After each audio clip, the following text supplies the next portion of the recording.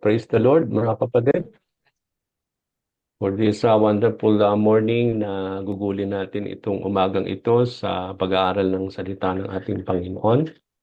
Okay, now, can we all open our Bibles sa Book of John, chapter 8? We are still on chapter 8, ng ating pong pag-aaral. And then itutuloy po natin on verses 31 to 47. It's all about the children of Abraham and then also Jesus in relation to Abraham. Okay, if you are there, let me read, and you can just read with me as we go along. In verse 31 to verse 47, to the Jews who had believed him, Jesus said, "If you hold to my teaching, you are really my disciples. Then you will know the truth, and the truth will set you free." They answered him, "We are Abraham's descendants and have never been slaves of anyone. How can you say that we shall be set free?" Jesus replied, "I tell you the truth. Everyone who sins is a slave of sin. Now, a slave has no permanent place to the family, but a son belongs to it forever. So if the son sets you free, you will be free indeed. I know, I know you are Abraham's descendants, yet you are ready to kill me because you have no room for my word. I am telling you what I have seen in the Father's presence, and you do what you have heard from your father." "Abraham is our father," they answered. "If you were Abraham's children," said Jesus, "then you would do the things Abraham did. As it is, you are determined to kill me, a man who has told you the truth that I heard from God. Abraham did do such things. You are doing the things your own father does." "We are not illegitimate children," they protested. "The only father we have is God himself." Jesus said to them, "If God were your father, you would love me, for I came from God and now am here. I have not come on my own, but he sent me. Why is my language not clear to you? Because you are unable to hear what I say. You belong to your father, the devil, and you want to carry out your father's desire. He was a murderer from the beginning, not holding to the truth, for there is no truth in him when he lies. He speaks his native language, for he is a liar and the father of lies. Yet because I tell the truth, you do not believe me. Can any one of you prove me guilty of sin? If I am telling the truth, why don't you believe me? He who belongs to God hears what God says. The reason you do not hear is that you do not belong to God. So purihin ang Panginoon sa kanyang mga salita this day.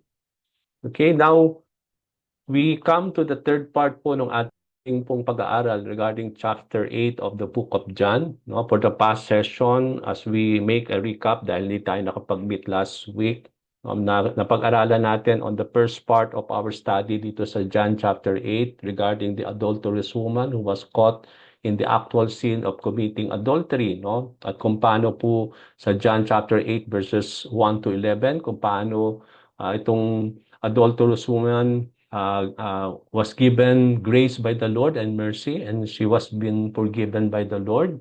And then after that, nakita natin that the Lord commanded him to go and sin no more. Meaning that that Jesus Christ was not really tolerating sin even in the life of the adulterous woman, even to the extent na siya po'y binigyan ng habag at awa ng ating Panginoon. On the second part, napag-aralan din natin from verses 12 to 30 regarding the validity of Jesus' testimony, na ang Panginoon Diyos, that even though He is alone, we can really say that that valid talaga yung kanyang mga testimony because He is God Himself who took the form of being flesh. But then sinabi niya dito that there are also two witnesses that bear witness of Him. One is the Lord Jesus Christ, and the second is His Father who sent the Lord. It's because sabi nga natin, the Father who sent Him bears witness to the Lord. Now today we will be studying itong pong third part ng ating pong John chapter 8, wherein itong mga Hudyo, they are claiming that they were children of Abraham. Makikita natin dito that they claim that they are children of the Lord and they are coming from from the lineage of Abraham, making them as being children of the Lord. But Jesus repaired them later on, not children of God, and they don't belong to the Lord. But then sinabi dito ng Panginoon that you are the children of your father, the devil. Okay, so napakaganda pong pag-aralan itong passage na ito. I hope that you will be so excited today as we discuss, as we expound this chapter, no, regarding this passage. Now, as we study the Gospel of John and throughout the session, kung mapapansin ninyo, when we started the book of John, chapter 1 and we are now in chapter 8, marami po tayo mga verses na napag-aralan wherein marami ang sumusunod sa ating Panginoon, but even though they follow the Lord, they don't have really intention to become true disciples of Jesus Christ. No? Ibig sabihin, may pagkakaiba po ang isang follower sa isang tunay na tagapagsunod, no? Yung disciple. Although we can really say that they are followers of Jesus Christ, but it doesn't mean, mga kapatid, that even though they are following the Lord, it doesn't mean that they are true disciples of Jesus Christ. Kasi marami tayo na pag-aralan sa chapter 6, no? Sa mga ibang mga chapters na napag-aralan natin, na many people are following the Lord but they are not really true disciples of the Lord. But later on, these followers, sabi nga natin, they left, no? They did not follow the Lord anymore. So dito natin makikita yon. Now, in our passage today, similarly, hindi rin natin pwedeng sabihin na when the Bible says that many believe in Him, they are already true believers in the Lord. Kasi kung makikita natin po yung ating pong passage today, that Jesus Christ was talking to whom? No? Sino ba ang kausap niya dito? Maaaring sasabihin natin that these are the people, the same people whom he was talking to when he was talking in chapter 8, no? Verses 1 to yung unang umpisa natin, no? That he was talking to them, and then later on, makikita natin, pwede natin sabihin na ito yung mga same group that he was talking to in this passage. Now, kung titingnan natin dito, alam natin mga kapatid that when we talk about the validity of the testimony of the Lord, no, dun sa pangalawang bahagi, nung before we did not meet last time, nakita natin dito, ang mga kausap ng Panginoon dito ay mga religious leaders, mga Pharisees, no? They are questioning the claim of the Lord na why you are claiming by yourself, no? Sino yung makapag-prove? Because sabi nga sa law, that any claim should always be supported by 2 or 3 witnesses. But then Jesus Christ was just alone. Kaya nga dito sinasabi ng Panginoon na I'm not alone, but there is one who is always bearing testimony of me, and that is the Father in heaven who sent me. No? So dito, maaaring sabihin natin sa start ng ating pong verse sa 31, maaaring sasabihin natin, siguro ang kinakausap din ni Lord dito yung mga religious leaders, yung mga Pharisees na hindi naniniwala sa Kanya. But if we will try to analyze po yung ating pong study, mga kapatid, no? If we will try to to know sino ba yung mga kausap ng Panginoon dito, it is so important for us to understand that He says here, no, to those who believe in Him, He said. No? Unang-una po makikita natin dun sa ating verse na ang kanyang mga kausap, mga kapatid dito, ay yung mga Hudyo na naniwala sa Kanya. Okay, kaya nga po medyo magkakaroon tayo ng alinlangan. Paano itong mga taong ito ay naniwala kay Lord? But later on, they are being repaired by the Lord as children of the devil. Okay? No? Makikita natin dito sa pagpapatuloy po ng pag-uusap ni Lord regarding the people who believe in the Lord. So, not all who came to believe in the Lord are true believers in Christ. Alam po natin yan, no? Maraming mga tao naniniwala kay Lord pero hindi naman talaga tulay silang mga anak ng Panginoon. Because many people today, they claim that they believe on the Lord, no? Maraming relihiyon, naniniwala,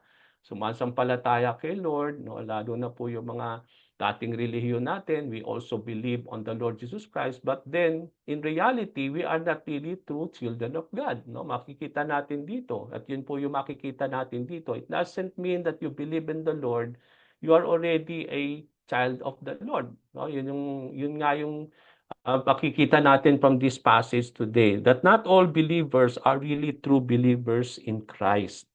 That a true believer, kung mapapansin natin, ang tunay na nananampalataya sa Panginoon, para maging tunay na anak ng Panginoon at tunay anak ng Diyos, kailangan po na ma-set free muna siya sa mga bagay na nag-aalipin sa kanya. Kaya nga later on makita natin that the truth should set them free, and then when they are set free by the Lord, no, by the Lord Jesus Christ, that's the time that they will be that they will be born into the family of the Lord, and they will become children of God. At di-discuss po natin yan later on sa ating pong pag-aaral, no, as we go word for word in this passage.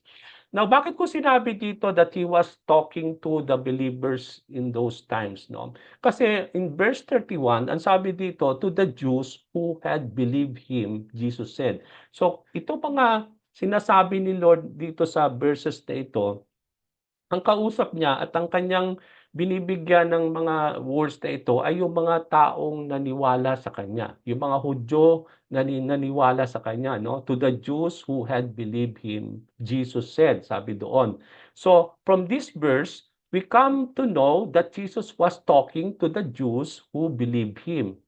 These believers later on cannot accept that they were sinners, no? Makikita natin dito, nagkaroon ng konting pagtatalo itong mga taon to, that even though they believe on the Lord, they cannot really accept that they are indeed in bondage, no? Sabi nga natin that they are indeed in bondage of sin, and how the truth could set them free, no? And if they continue to hold on to the teachings and to the words of Jesus Christ. So Jesus was not talking to unbelievers dito, mga kapatid, when the Lord prepared them as not children of God, but children of the devil.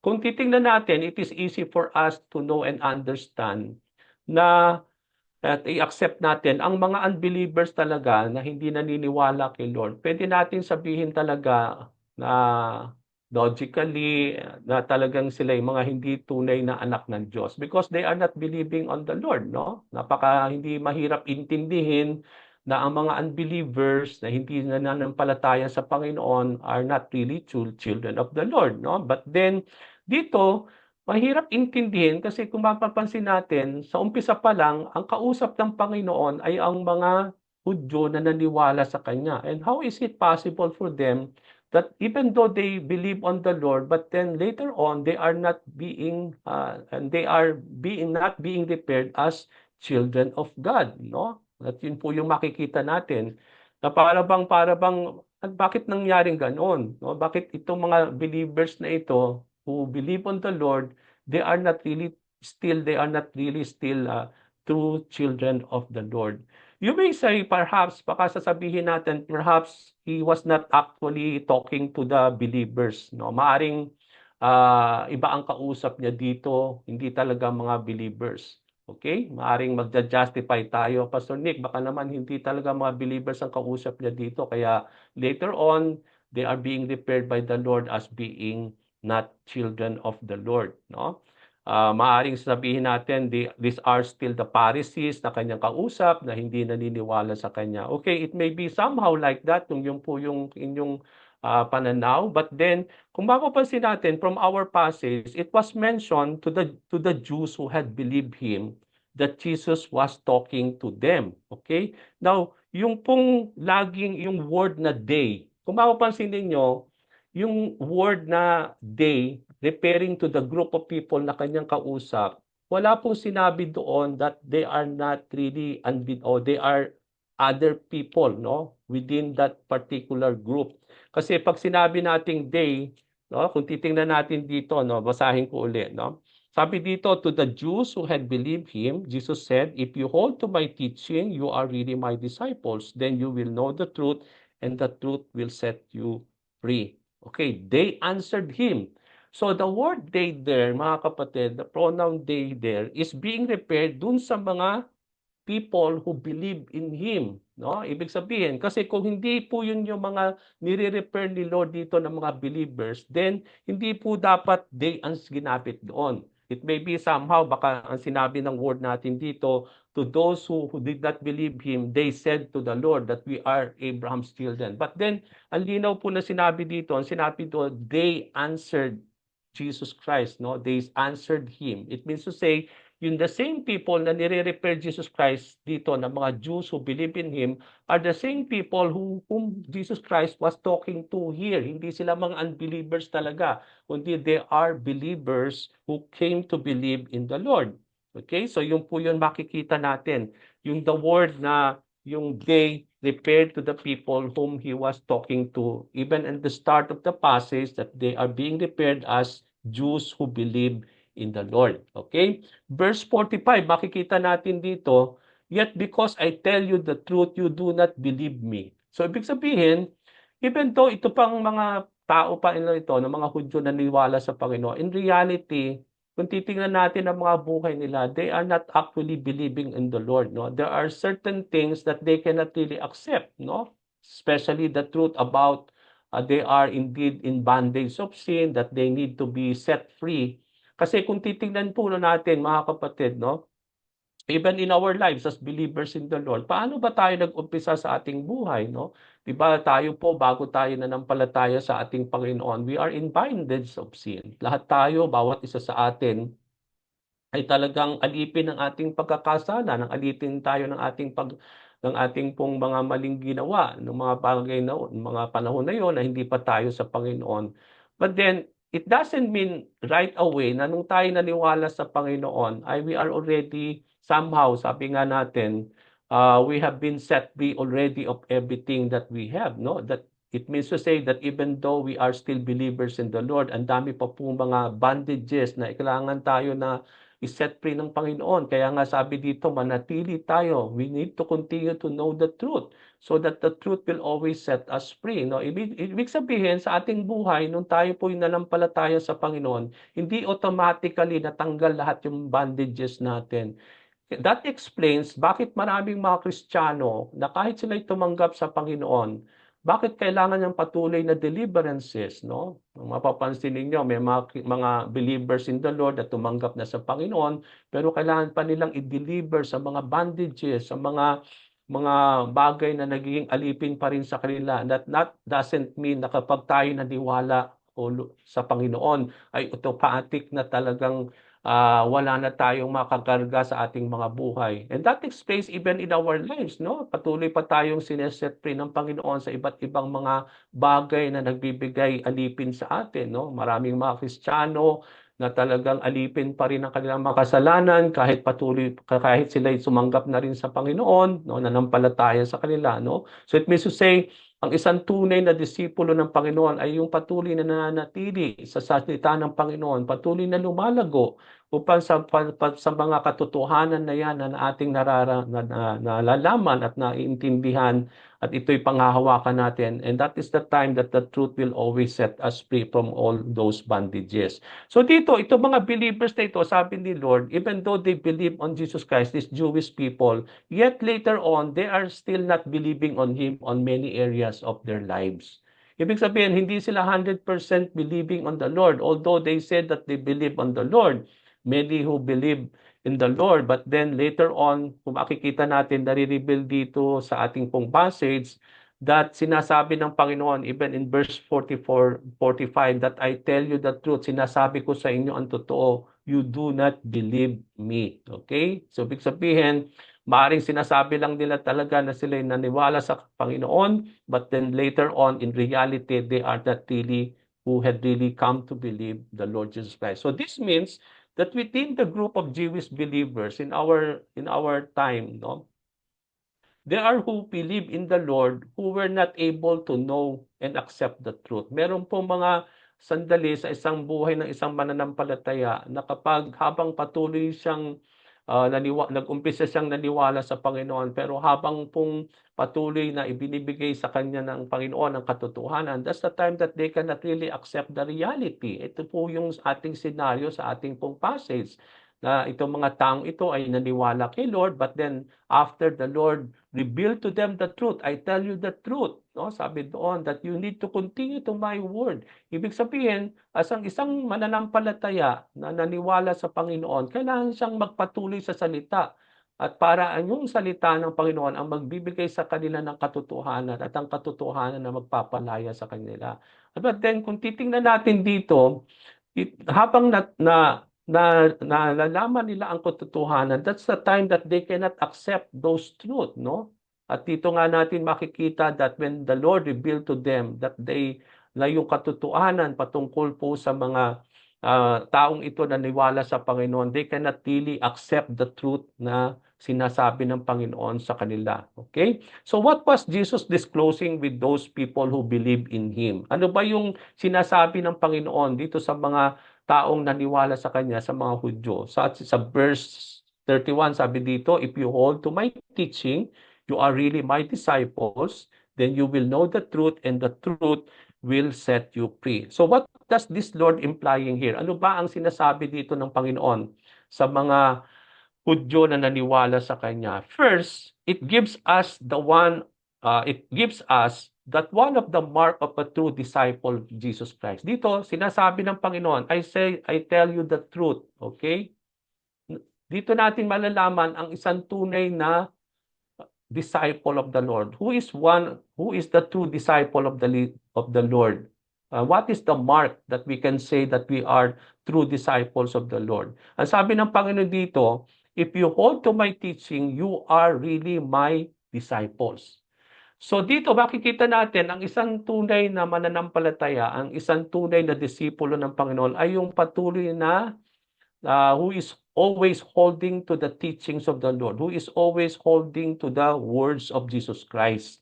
Ito raw ang isang marka o ang palatandaan, mga kapatid, na siya ay talagang tunay na disciple ng Panginoon.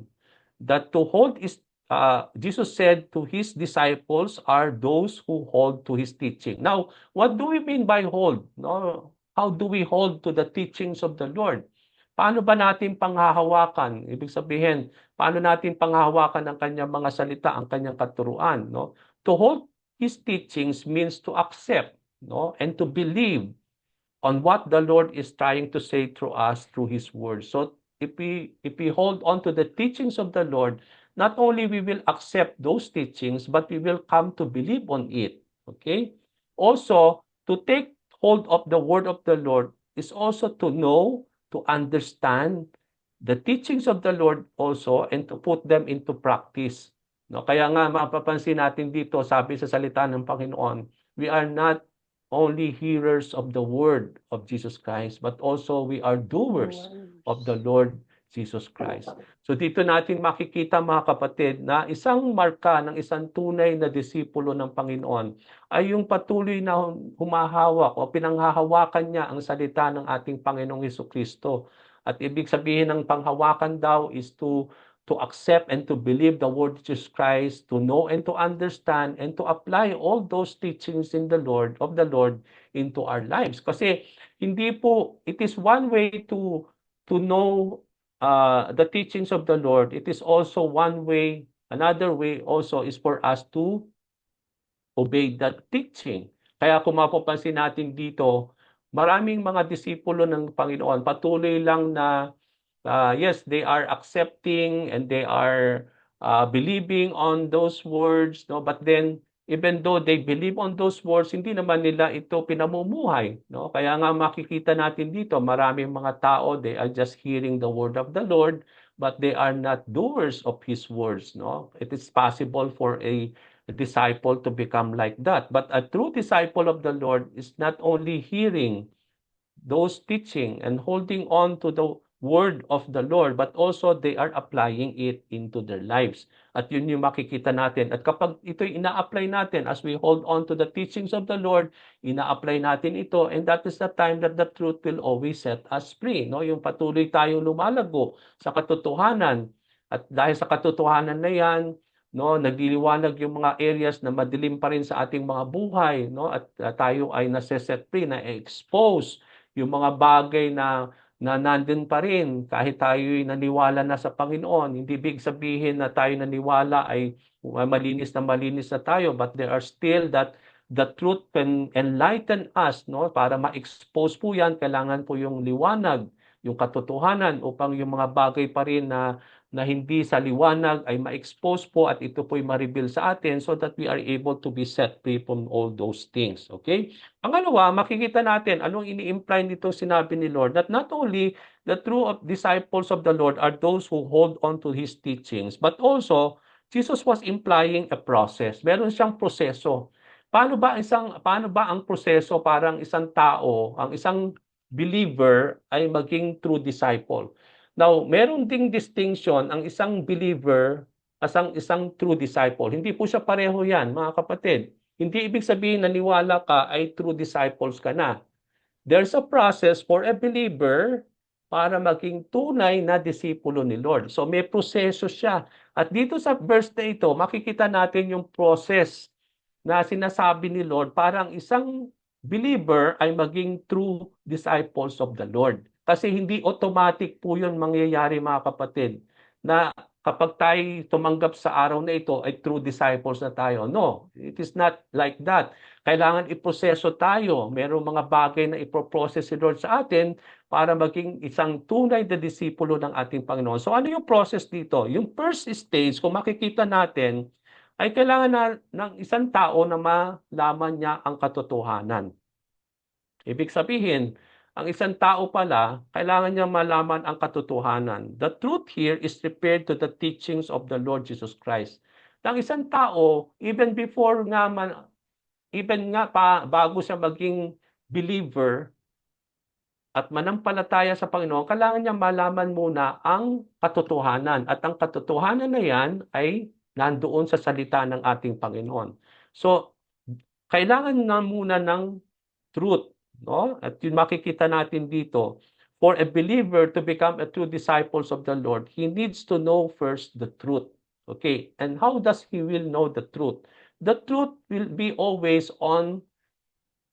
is brought by the teachings of the Lord. So unang stage, kailangan nating malaman muna ang katotohanan. And then second stage, to continue in the teachings and knowing the truth, kailangan natin magpatuloy sa pag-alam kung ano ba ang salita ng ating Panginoon. Because the teachings of the Lord and the word of the Lord is the truth. No? And para tayo malaman natin yung truth na yan, ang katotohanan na yan, kailangan na magpatuloy tayo sa pag-alam sa katotohanan na dulot ng kanyang mga salita. To know the truth requires continuous knowing the words of Jesus Christ. Isn't it? Walang katotohanan kung hindi maibibigay sa atin ang salita ng ating Panginoon. So, ang isang tao, para malaman daw ng tao ang katotohanan, kailangan niya munang malaman ang salita ng Panginoon. So, first stage is to know the truth, and the truth will be brought into that person's life if he know how to continue and know the teachings of the Lord, who is truth himself. Yung third stage natin makikita dito, to hold on to those teachings. So, malaman nila ang katotohanan at ang katotohanan na yan ay dulot ng mga salita ng Panginoon. At habang patuloy daw silang continuously knowing the truth and holding on to the teachings of the Lord, ang sabi dito, makikita natin dito, no, that to hold to the teachings of the Lord, and then sabi doon, they will know the truth and the truth will set them free. Okay, so dito natin makikita, mga kapatid, that kailangan natin ng katotohanan at ang katotohanan para magpalaya sa lahat ng ating mga bagay na nag-aalipin sa atin, no? Yung mga bagay na hindi pala yun pala ang totoo, no? Kailangan nating maliwanagan ng katotohanan at ang katotohanan na yan ay magdudulot sa atin ng kaliwanagan kung tayo po ay malalaman natin ang mga salita ng ating Panginoon. At habang nating tayo po daw po ay patuloy na inaalam ang mga salita ng ating Panginoon, yung katotohanan daw na yon, na dulot ng mga salita ng Panginoon, ang magpapalaya sa atin sa lahat ng mga bagay na alipin tayo. Kaya kung mapapansin natin, there is no freedom at all if we don't know the truth. And that truth is based upon the words of Jesus Christ. Kaya nga maraming tao ngayon, mga kapatid, they cannot really accept the truth that they are in bondage, no? That they are indeed slaves of their sins is because they don't really know the truth. No? At yun po ay malalaman lang nila kapag nalaman nila ang katotohanan. At yung katotohanan na yan ang magpapalaya sa kanila sa lahat po ng mga bagay na alipin sila. Kaya nga kung mapapansin natin dito, the truth brought by the teachings of Jesus Christ will set a person free.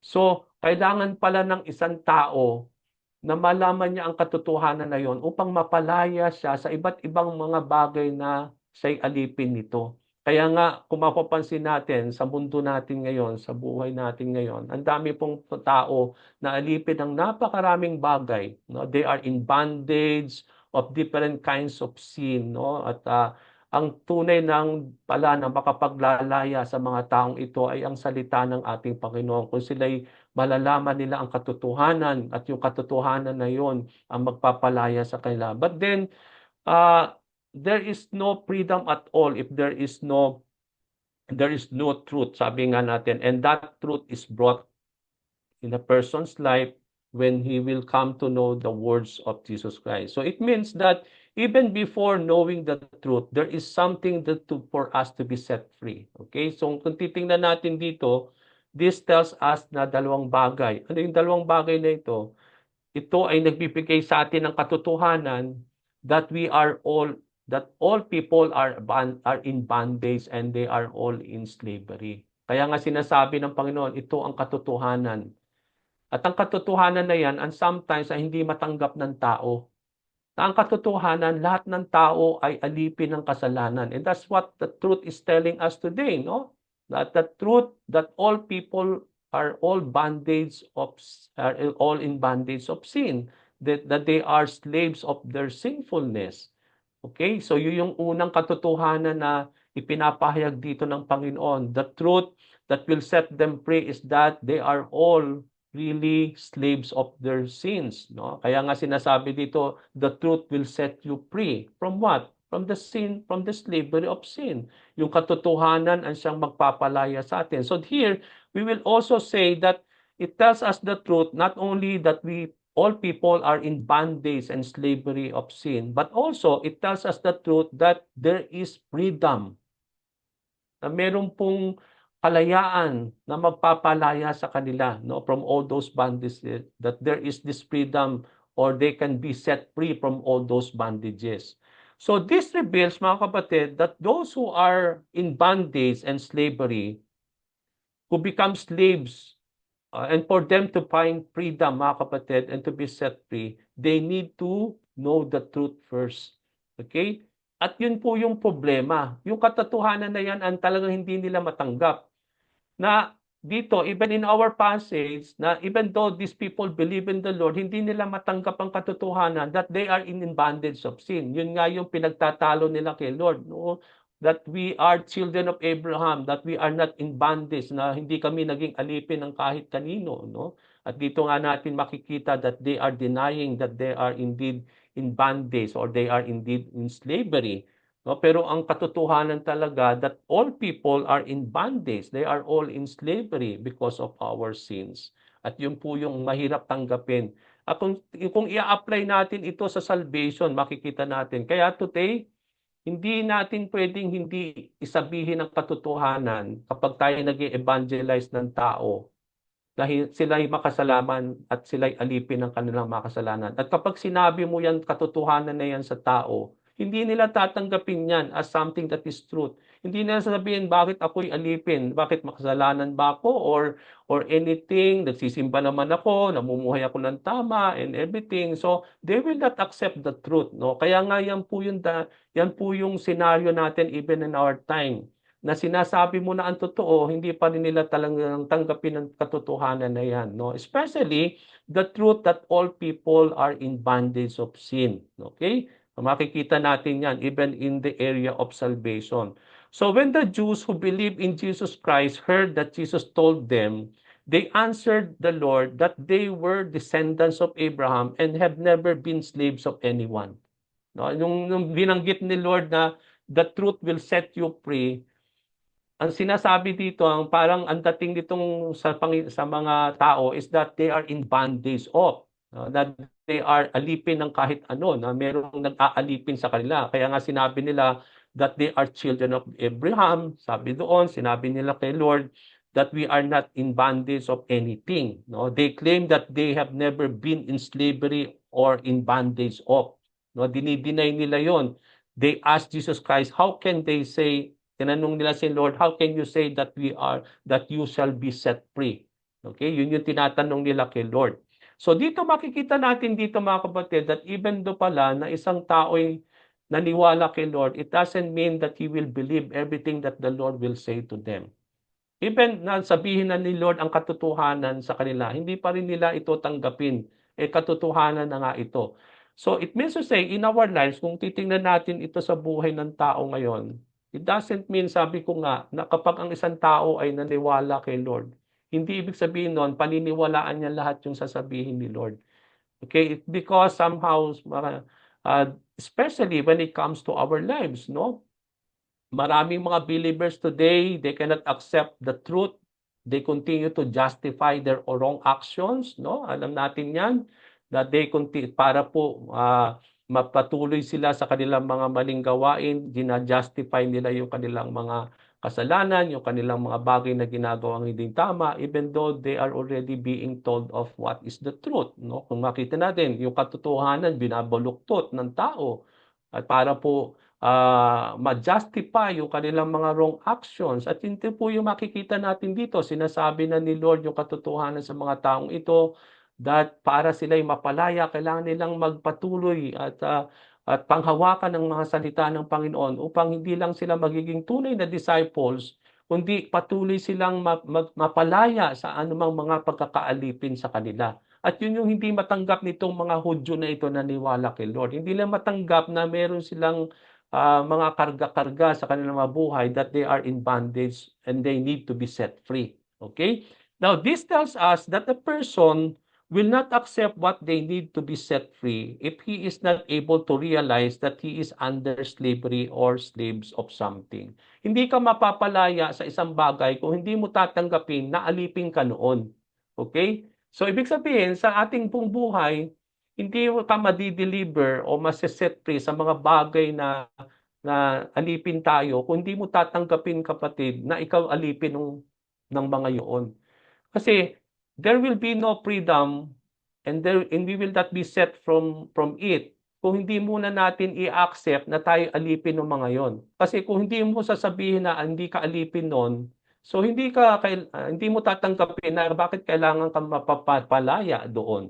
Pero kung tatanggapin natin tayo mang alipin ng mga bagay, doon tayo magkakaroon ng pagkakataon upang mapalaya tayo sa mga pagkakaalipin natin na yon. Kaya, for example, when we talk about we are slaves of our sinfulness, slaves tayo, alipin tayo ng ating kasalanan. Kaya kapag ang isang tao hindi niya tatanggapin yung katotohanan na yan, hindi niya aaminin talaga na siya'y alipin ng kanyang kasalanan at kapag tinanggap niya yon, doon siya magkakaroon ng kalayaan lamang.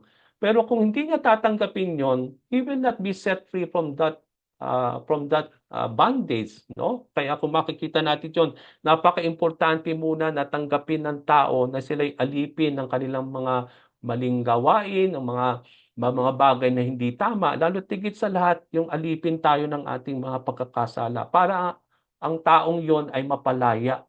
Kasi in the first place, kung hindi nila tatanggapin muna yung reality, yung truth na yan, hindi po magkakaroon ng freedom at all. So, this tells us that a person will not accept that they need to be set free if he is not able to realize that he is under slavery and slaves of something. And that applies also nga, sabi ko nga, sa salvation. Na kapag tayo magsishare sa isang tao, hindi natin pwedeng hindi sasabihin sa kanila na nagkasala sila. Because that's the reality. That's the Bible says that all have sinned and fallen short of the glory of the Lord. So kapag tayo nag-i-evangelize, hindi pwede nating hindi sabihin yung sin. Kasi hindi nila malalaman ang katotohanan patungkol sa kasalanan kung hindi natin babanggitin yon kapag nagsishare tayo ng gospel, ng ebanghelyo. Sigurado masasagasaan yon. And that's the reality na ang maraming tao na hindi nila na kayang tanggapin na sila yung makasalanan tao. That they will not really accept. And because they cannot really accept that they are sinners, then yun po yung nagiging hadlang ngayon upang sila'y palayain ng Panginoon at magkaroon ng kaligtasan sa pagkakasala na yan. Kung hindi nila tatanggapin muna na sila'y mga makasalanan tao. And yun po yung hard in our generations today. Many people cannot accept that they are sinners. They look unto themselves as good people. No, na hindi naman sila pumapatay, hindi naman sila nagnanakaw, hindi naman sila mga bagay na ginagawang mga bagay na ngayon, nagsisimba naman sila and everything. And because of all these things, they believe that they are not sinners that needs to be saved, that needs to be set free from that bondage. Okay? So in answering back, ano sinabi ni Lord? Doon sa sinabi ng mga Hudyo na naniwala sa Kanya. Ang sabi dito, in answering back, Jesus told them the truth. Sinabi pa rin ng Panginoon ang katotohanan kasi yung katotohanan na yan ang magpapalaya sa kanila. Kaya patuloy na sinasabi ng Panginoon, inuulit-ulit niya yung phrase, I tell you the truth. No? Yung truth kasi ang kailangan nilang malaman for them to realize. At yun yung napaka-importante. Kaya nga, napakahalaga yung kapag nagbabasa tayo ng gospel, maraming beses na sinasabi ni Lord sa mga verses na yan, I tell you the truth. No? Paulit-ulit yan ni Lord sa mga conversations niya sa mga believers, sa mga disciples, sa mga Pharisees, no, sa mga religious leaders, lagi nating makikita yan sa gospel, I tell you the truth. Kasi kailangan ipahayag talaga ang katotohanan para matama ang mga maling pananaw, ang mga maling mga paniniwala, yung mga maling yung mga kasinungalingan na pinanghahawakan natin sa ating mga buhay. No? We need to know the truth, no, from the words of the Lord Jesus Christ. So he said, I tell you the truth. This means that what they believe are not true. Kapag sinabi ni Lord sa kanila, I tell you the truth, ibig sabihin, yung sinasabi nila ay hindi totoo. Kaya nga tinatama ni Lord. Kaya nga sinasabi niya, I tell you the truth. Kaya nung sinabi nila na we are descendants of Abraham and we are not slaves of anything, no? Sinasabi doon ni Lord, hindi totoo yan. And I tell you the truth, no? Sinasabi niya ang totoo. Ibig sabihin, yung paniniwala na nila na yon ay hindi totoo. Kaya nga sinasabi ni Lord, I tell you the truth. So what are the truths that Jesus disclosed them? So ano yung sinabi niyang katotohanan sa kanila? Everyone who sins is a slave to sin. Okay, yun nga yung sinabi ng Panginoon, that anyone who sin, kapag daw ang isang tao nagkasala, automatic daw na ikaw ay alipin ng kasalanan. You cannot be a person who sin and then you don't consider yourself a slave of sin. No? Kaya yung sinasabi ni Lord, ang katotohanan daw that everyone who sins, lahat daw ng tao na nagkasala, sila'y alipin ng kasalanan. So there is no exemption on that, no? Kasi yun ang totoo. Yun talaga ang totoo. Sinasabi ni Lord, I tell you the truth, whoever sins is a slave of sin. Yun daw ang totoo. At yun nga yung mga bagay na hindi nga matanggap ng tao. Sa kanila, hindi ito ang katotohanan. Okay, nagkasala sila, but then they are not slaves of sin.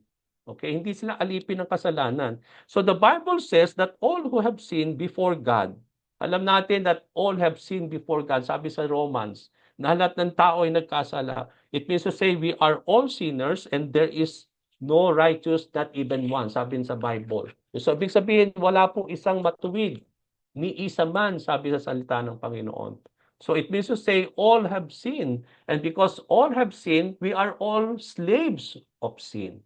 So we are in slavery. Lahat tayo ay may alipin ng ating mga pagkakasala. Yun po yung katotohanan. So Jesus disclosed the truth that a slave was no permanent place in the family, no, but a son who belongs to it forever. So parang naggawa si Lord dito ng illustration to distinguish, para bigyan ng larawan yung katotohanan. Kasi maraming nagsasabi na sila ay anak ng Diyos at parte ng pamilya ng Panginoon. Okay?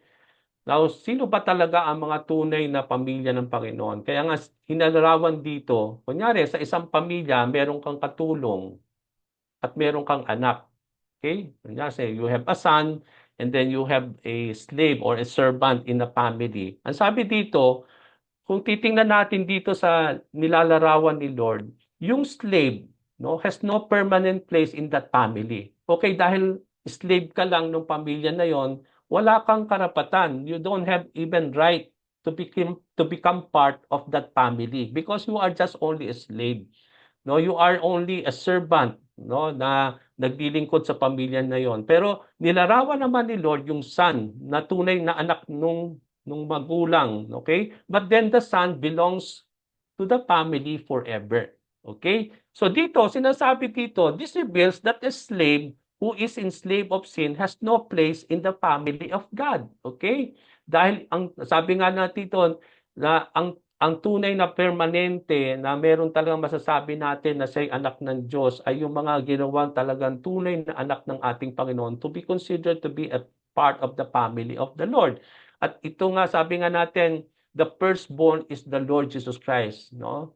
He is the Son of God, okay? And Jesus Christ, sabi nga natin, belongs to that family forever. At later on, sabi nga dito, if the Son sets you free. So kailangan yung son na yan, yung who is part really of the family, kailangan na ito ang magpapalaya dun sa mga servant na yan, no? For them to become part of the family of the Lord. So makikita natin dito, para maging part daw tayo ng pamilya, ay kailangan daw na, sabi nga natin dito, sabi dito that we need the Son to set us free. At hindi sa lahat, pangalawa, kailangan tayong maging anak maging part ng pamilya na yon to become the children of that family. So that's the same thing in our lives. Kung titingnan natin yung larawan ni Lord, sa ating pong buhay pala, mga kapatid, kung tayo alipin ng kasalanan natin, that we are slaves and we are in bondage of sin, hindi tayo pwedeng maging pamilya ng Panginoon. We cannot be part of the family of the Lord. Kailangan natin yung Son who can set us free. Jesus Christ, who is the Son of God, no? In that family of the Lord, can set us free for us to become part of the family of the Lord. Para ipanganak tayong muli, no? Kailangan nating sumampalataya doon sa anak na yan, who is Jesus Christ. Kailangan nating tanggapin siya at sumampalataya for us to be born to that family of the Lord. So, ibig sabihin, tayo pala, ang isang tao, hindi siya pwedeng niyang angkinin na siya'y talagang pamilya or part ng family of the Lord, na siya'y mga tunay na anak ng Panginoon, kung hindi pa sila ipinanganak doon sa pamilya na yon. It means to say, because of our slavery of sin, we cannot join to that family of the Lord, no? Yun nga yung sinasabi ng ating Panginoon. They are not true children of God, though they claim it to be. For a slave to be part of that family of the Lord, he needs to be given the right to become a son and to be a child of God. At yun nga yung gagawin, at yun yung makikita natin yan when it comes to the Lord Jesus Christ. This reveals that not all people are children of God. No, maraming tao nagsasabi na sila ay anak ng Panginoon, but then that is a lie. No, hindi po ito talaga totoo. Eh sino ba ang mga tunay na anak ng Panginoon? Ang mga tunay na anak ng Panginoon ay yung ipinanganak doon sa pamilya ng Panginoon. At paano po ipapanganak sa pamilya ng Panginoon? Kailangan nating ma-born again, kailangan nating ma-set free sa ating pagkakaalipin ng ating mga kasalanan. Kasi you cannot become son and daughter of the Lord because you are slaves of a different father. Okay? Iba ang pamilya natin. Kaya nga dinire-reveal dito ni Lord, God is not your father. Your father is the devil, no? Yun yung senaryo. Kapag isang tao ay namumuhay sa kasalanan, ang Diyos ay hindi ang Diyos ang kanyang ama, kundi ang Diyos niya at ang kanyang ama ay ang diablo, no? They are children of disobedience, no? They are not children of God, but they are children of disobedience because of their sins and because they are slaves of their sins, no? Kaya sila ay mga alipin. Ang isang alipin, hindi siya pwedeng maging permanenteng part ng pamilya ng Panginoon. But that is only possible through Jesus Christ.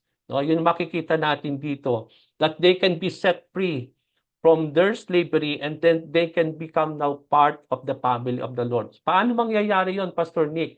Na isang slave pala na hindi talaga tunay na pamilya ng Panginoon ay magiging anak ng Panginoon. Di ba sabi po sa John chapter 1 verse 12 to 13, ano sabi doon? Yet to all who receive Him, to those who believe in His name, He gave the right to become children of God, children born not of natural descent, nor of human decision, nor or of a husband's will, but born of God. So makikita natin dito, ang isang slave pala, ang isang taong makasalanan na alipin ng kanyang kasalanan, hindi siya pwede talaga maging part ng pamilya ng Panginoon. Ito'y karapatan lamang na ibinibigay sa mga taong sumampalataya daw, who had received the Lord Jesus Christ, who had come to believe in His name. So ang isang tao pala, para maging part siya ng pamilya ng Panginoon at maging tunay na anak ng Diyos, kailangan siyang tanggapin si Jesus, paniwalaan ang kanyang pangalan, at sila po ay ipapanganak na muli sa Espiritu. Hindi sila children not born of natural descent. No, hindi yung ating pong unang kapanganakan, yung physical birth. Pero ang tinutukoy dito ni Lord, for you to become family of God, yung tinatawag nating spiritual rebirth. Kailangan tayong ipanganak na muli sa Espiritu upang tayo ay maging pamilya at maging part at maging tunay na mga anak ng ating Panginoon. Because if not, you are not part of the family because you are slaves. No? You are part of a different family, and that is, sabi doon, hindi ang Diyos ang ama mo, kundi ang ama daw natin. Nung tayo makasalanan pa, ng mga taong mga panahon na hindi pa tayo tumanggap at sumampalataya kay Lord. Ang katotohanan, mga kapatid, na mahirap tanggapin ng tao talaga at hindi nila tatanggapin niyan, na hindi sila, na ang Diyos ay hindi ang kanilang ama. Yan nga ang sinasabi dito ng mga Hudyo. God is our Father, but Jesus Christ says, no, your father is the devil. And that's the truth. So yun yung mahirap na katotohanan tanggapin talaga, mga kapatid, sa buhay ng isang tao, na kapag ikaw ay hindi pa sumampalataya sa Panginoon, na ikaw pa hindi naniniwala at hindi po inilagak pa ang buhay mo sa Panginoon, ikaw ay alipin ng kasalanan mo, at dahil ikaw ay alipin, hindi ka parte ng pamilya ng Diyos. And your family is a different family, and your father is not God, but your father is the devil. Yan po ang totoo. Yan po yung katotohanan.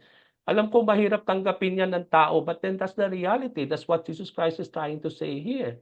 Okay? Yan po yung binibigyan ng pansin. At paano po magiging anak ng Panginoon? Kailangan mong ipanganak dun sa pamilya na yan. At paano ka ipapanganak sa pamilya niya? Kailangan mo nga ma-born again. And how do we need to be born again? First, you have to receive the Lord, sabi po ni Jesus Christ, and then you have to believe in His name. Sabi po sa 1 John chapter 12:13, and then you will be born into the family of the Lord. Okay? So yun po yung sinasabi. So for a sinner who is a slave of sin, to become a child of God, he has to believe and receive Jesus Christ first. Kailangan niya munang tumanggap sa Panginoon. Kailangan siya maniwala sa Panginoon. At para magkaroon ng paniniwala, kailangan niya malaman ng katotohanan. No? And the truth will set him free. So, kung makikita natin dito, a person cannot believe and receive Christ if he doesn't know the truth. At yung truth na yan, kailangan maipahayag, mga kapatid, upang malaman nila ang katotohanan. At kapag nalaman nila ang katotohanan na sila pala'y makasalanan at alipin ang kanilang makasalanan at tatanggapin nila ito, and that's the time that the truth will set them free, and that truth will lead them to believe in the Lord. They will receive Christ as their Lord and Savior. And that is the time that not only sila maseset free from bondage of sin, but they will be born into that family of the Lord, and they will be given the right, no, to become children of God. Sabi po doon, bibigyan ko po ng pansin yung word na right. He gave the right to become children of the Lord. Yung Tagalog po ng right, karapatan. Ibig sabihin, karapatan mo, yung karapatan na yon hindi ibinibigay sa lahat ng tao. Yung karapatan na yan para ikaw ay maging anak ng Diyos, yan lamang karapatan na yan ay magkakaroon ng karapatan na yan, yung karapatan na yan upang ikaw ay maging tunay na anak ng Diyos kung ikaw daw po ay tumanggap sa Panginoon, that you will able to receive Christ and that you will believe in His name, and then that's the time that the Lord will give you the right no? Yung inilalagat sa iyo yung karapatan na yan para tawagin mo si Lord na Abba Father. Okay? When the spirit of sonship has come upon you, now you can call God as your Father, sabi po ni Paul. Okay, kaya nga kung wala yung spirito na yan of sonship, yung espiritu ng Panginoon, ng Panginoong Jesucristo, the Spirit of Christ in us, then you cannot say God as your Father. You cannot call God as your Father. No, that's the reality here. Kaya nga kung mapapansin dito, it requires to be born again, yung second birth, to enter into the family of the Lord. Kailangan na ipanganak ang isang tao upang siya'y ipanganak sa pamilya ng ating Panginoon. It also requires to be given the right to become children of God, the Father. The right was given when you put your faith in the Lord and believe in Him, and for you are to be born again, to be given that right, mga kapatid. So Jesus disclosed also the truth. Sinabi niya rin ang katotohanan that a slave of sin is to be set free. And that freedom is in the Lord Jesus Christ. Sabi niya sa John chapter 8 verse 36, so if the Son sets you free, you will be free indeed. So paano po magkakaroon ng kalayaan ng isang tao? Hindi lang po para una, kailangan niya malaman yung katotohanan at ang katotohanan na papalaya sa kanya. Pangalawa, para isang tao po ma-set free from all bondages in their lives, especially in the slavery of sin. Kailangan niya talaga si Jesus. Because ang sabi ng Panginoon, if the Son sets you free, if Jesus Christ will set you free, you will be free indeed. So we need the Lord Jesus Christ. No? We need Christ to set us free. And this reveals that there is no freedom from sin apart from the Lord. Hindi tayo magkakaroon ng freedom from our slavery, especially yung ating slavery of sin, kung wala ang ating Panginoong Jesucristo. Nothing in us or anything, including religion, can set a person free from slavery. Meron tayo sa sarili natin, kakayahan, mga bagay patungkol sa atin, o meron sa relihiyon na makapagpapalaya sa pagkakaalipin ng isang tao. Hindi po kaya ng relihiyon na iset ang isang tao sa kanyang pagkaalipin sa kasalanan. It is only the Son who can set a person free. And when they have set free by the Lord, they are free indeed. No, nandoon yung kasiguraduhan. Hindi po kaya nating i-set free ang ating mga sarili sa ating pagkakaalipin ng kahit anumang bagay, kundi ang Panginoong Jesucristo lang ang makapaglalaya sa atin sa anumang iba't ibang mga bondages, mga pagkakaalipin sa ating buhay, no? Not even religion can set us free from all those things. Not even anything in our lives can set us free, but it is only the Lord and only the truth can set us free from those sabi nga natin bondages. So Jesus disclosed the truth that even the Jews who believed on him were Abraham's children, yet some of them were not accepting the words that he is saying. Okay? Sabi ng Panginoon, he is telling them the truth. Okay, you are claiming that you are children of Abraham, but why you are not accepting my words? Why you are not accepting the truth? No? That even you want to kill me, sabi ng Panginoon. No? So here, sasabihin nga natin that they are claiming that they are children of Abraham, that they are not in bondage of anything. No? Pero sinabi sa kanila ng Panginoon na katotohanan, sabi dito na that why, if you are really children of Abraham, why you are not believing my words? No? That even you are trying to kill me, sabi ng Panginoon.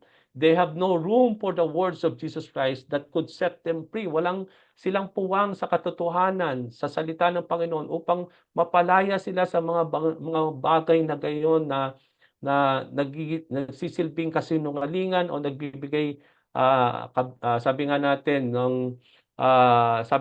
slavery from all those things na sabi nga natin that is holding them.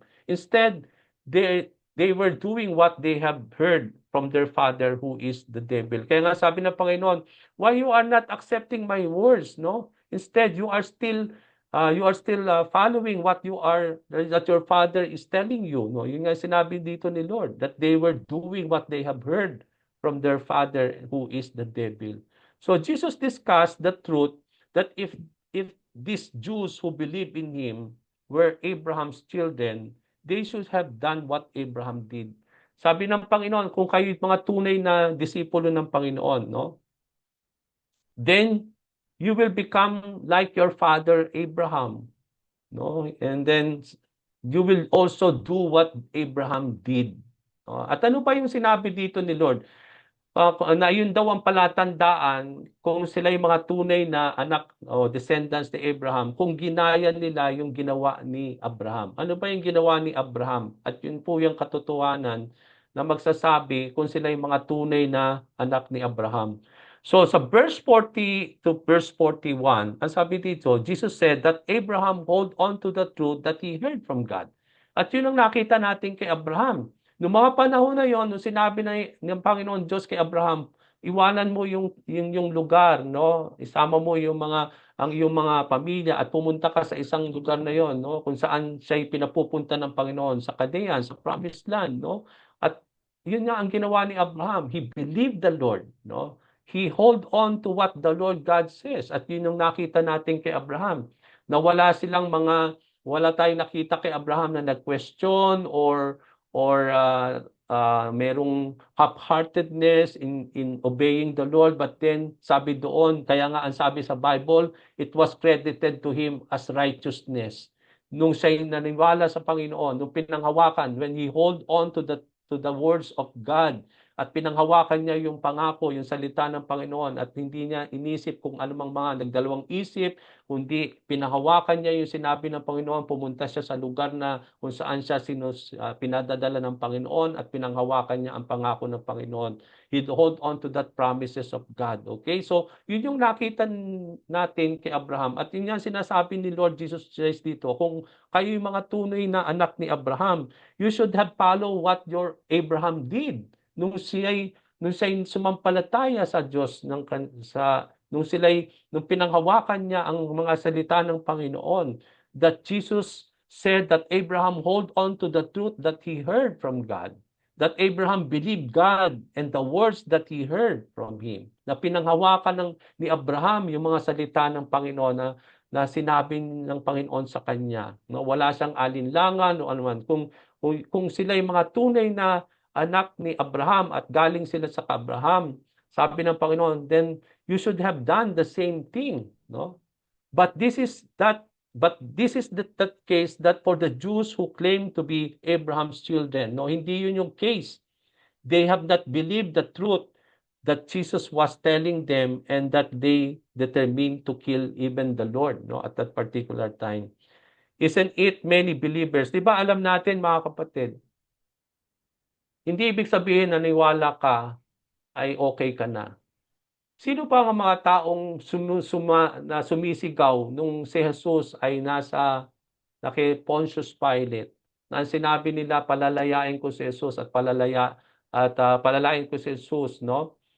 In kapalit, no? Sabi nga niya dito at sabi nga nila mas gusto nilang palayain pa yung isang rebelde kesa si Jesus ay palayain ni Pontius Pilate. And that's why, nung sinabi ni Pontius Pilate, so what do you want me to do with this man? Diba? Sino ba yung sumisigaw doon na crucify him, crucify him? Isn't these are the people who believe in the Lord earlier? Yung mga tao who follow the Lord in the gospel, ito rin yung mga taong yun na sumisigaw to crucify the Lord.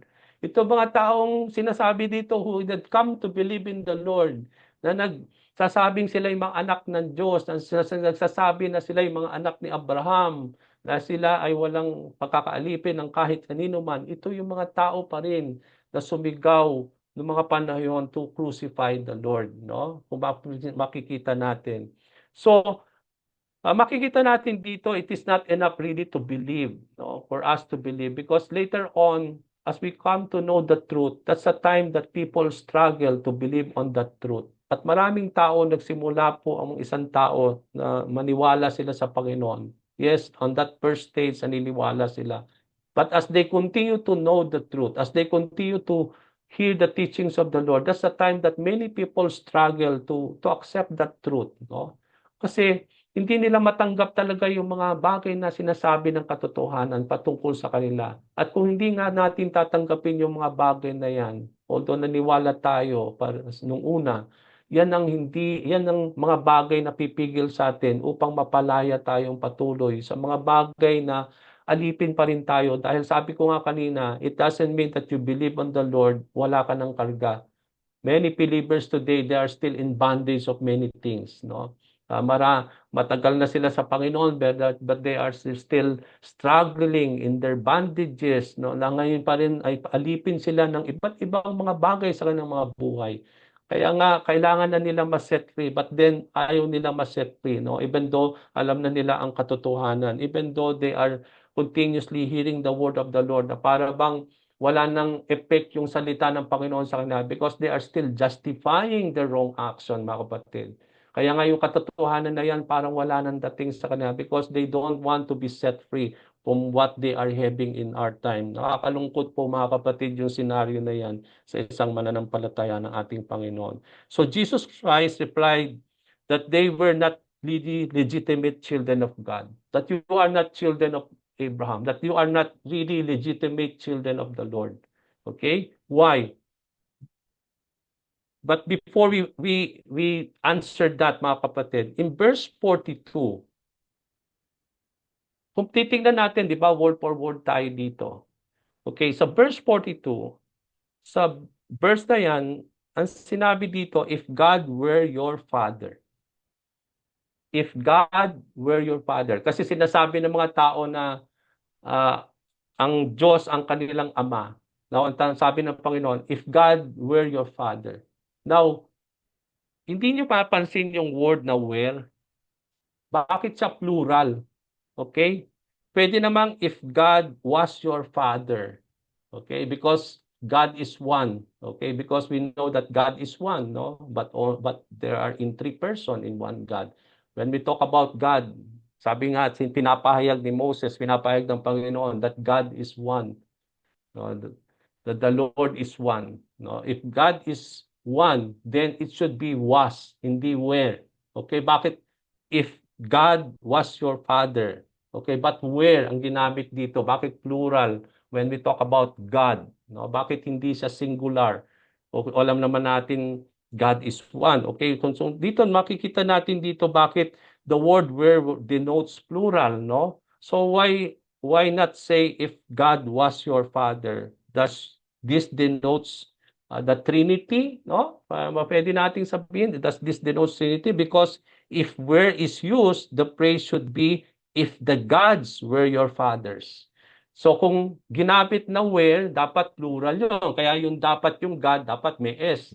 That if God is your fathers, no? So dapat yung father then dapat may S dahil marami nga. But then kung titingnan natin dito singular siya, no? If God were your father, no? But then plural po yung ginamit. Kaya it is something that we can really sabi pagbulay-bulayan natin, no? Although words lang po yan, but then somehow it denotes something, no? Somehow that when we talk about the Father, it is always still singular and not plural. No? Makita natin yung Father, wala siyang S.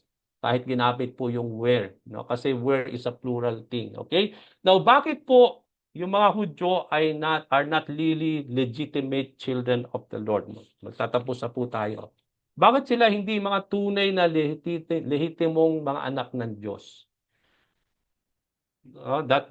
Kaya nga later on sabi nila, no, we are not illegitimate children of God, no, but we are legitimate children of the Lord. Okay, sinagot ni Lord John, okay, if you are legitimate children of God, no, this should be. And because it is not that, then you are illegitimate children of the Lord. Now, Jesus would have loved him. Now, the Jews would have loved him for he came from God who they claim as their father. Okay, kung ikaw, sinasabi mo na ikaw ay anak ng Diyos and you are a child of God, then you need to accept and believe on the Lord because Jesus Christ also came from the Father. Okay. Kung ang si Jesus ay galing sa Diyos Ama at ikaw ay naniniwala sa Diyos Ama at ikaw ay sumasampalataya at naniniwala na ikaw ay anak ng Diyos, anak ka ng Diyos Ama, then kailangan mo rin na dapat alam mo kung sino si Jesus Kristo. Kasi Jesus Christ also came from the Father. No? Ibig sabihin ng the Jews would have loved him for he came from God who they claim as their father. So yun nga sinasabi mo, you should have loved me because I came also from the Father. So ibig sabihin na nandun dapat ang relasyon mo kay Jesus dahil siya'y galing din sa Panginoon, that He is the Son of God, and you are also a child of God, then you and Jesus Christ is also related to one another. So if you are related with the same Father, then you should know Jesus Christ. And you should have loved Him, no? Because he came also from the Father as you claim that God is your Father. Yun yung sinasabi ni Lord kay sa mga Hudyo. Kung kayo yung mga tunay na anak ng Diyos, then you should have known me because I came also from the Father and that you should have loved me as well. No? Yun yung sinasabi nito. The Jews would have believed Jesus Christ for he did not come by his own, but how God the Father sent him. Si Jesus ay hindi naparito, hindi dahil sa sarili lamang niyang kapakanan, kundi the God, the Father whom they claim as their Father is the one who sent Jesus Christ to them. Okay, kaya kung kayo yung mga anak ng Diyos, sabi ni Jesus, then you should have believed on me because the Father whom you claim as your Father has sent me to you. Okay? So yun yung sinasabi ni Lord. So the Jews cannot accept that they are unable to hear what the Lord is saying proves they were not children of God.